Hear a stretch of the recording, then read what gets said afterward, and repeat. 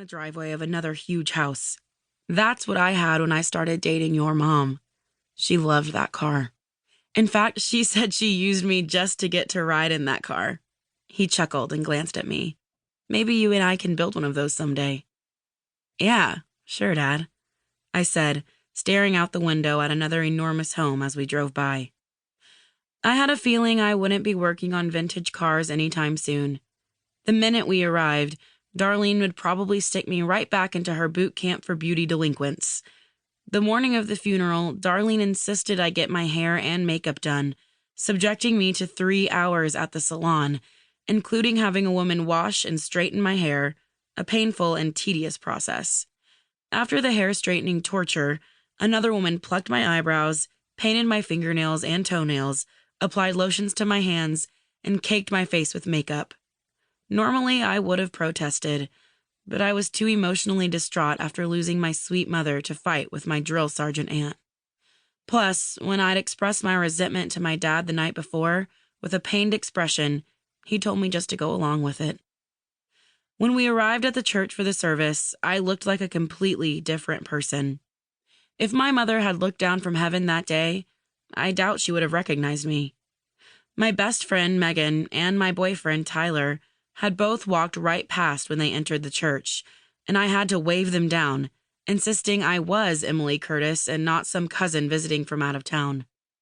Megan was stunned by my appearance and said I looked like a movie star, but I felt more like a clown with all of the makeup and hair full of spray. Tyler, on the other hand, was speechless when he saw me. Since my cousin Whitney graduated from Darlene's beauty camp with honors, she wasn't much support either. Whitney hadn't said much to me at the funeral, except that I looked beautiful. Then she hugged me hard, making it difficult to breathe. I wasn't sure if her hug was sincere, but I didn't really care. I'd been too busy trying to figure out how I could possibly get through the next day without my mom. Other than the hug, Whitney had her eyes trained on her phone, texting friends constantly. I couldn't even imagine what she was telling them.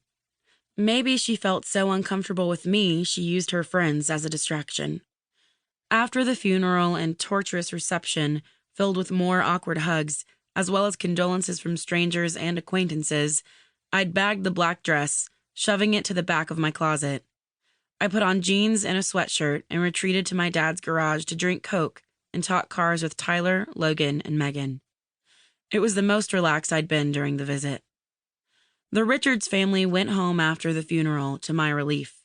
I was tired of being told what to wear, how to style my hair, and how to behave like a nice young lady. My mother had never ordered me around that way, and I wasn't about to let Aunt Darlene do it. She just didn't get me. Aside from Megan and Tyler, Logan seemed to be the only one who understood me. But then again, I doubted Tyler really ever got me. 2 weeks ago, he'd broken off our relationship with 2 simple sentences. "You're really cool, Em, but I'm just not attracted to you that way. Let's be friends." Thanks for the love, Ty. But my failed relationship with Tyler was only a fraction of the train wreck that I now called my life. Since we'd lost Mom, my dad's business, Curtis Collision Center, had tanked. Our house was ripped from us due to foreclosure, and we were left with only a rented trailer full of boxes and bags containing the remaining pieces of our former existence. "Check out that brand new Lamborghini," Dad said, pointing to a canary yellow car in a driveway. "Wow, that's what money looks like, baby doll." Crossing my arms, I stared at the cracked and faded tan vinyl dashboard and frowned. "We'll never fit in here."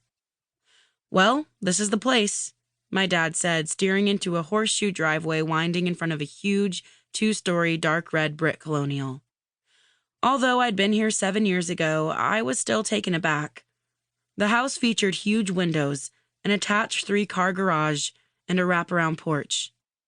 As our truck crept around the curve in the driveway, I noticed that the concrete snaked to the back of the house, where I caught glimpses of a cabana, a wrought iron fence surrounding the Olympic-sized in-ground pool, and a detached 3-car garage. I took my first thought back. Our house could have been someone's garage. I looked over at my dad. His dream, aside from his collision repair business, had always been to have a huge garage to tinker in at home. Chuck had 2 garages. A total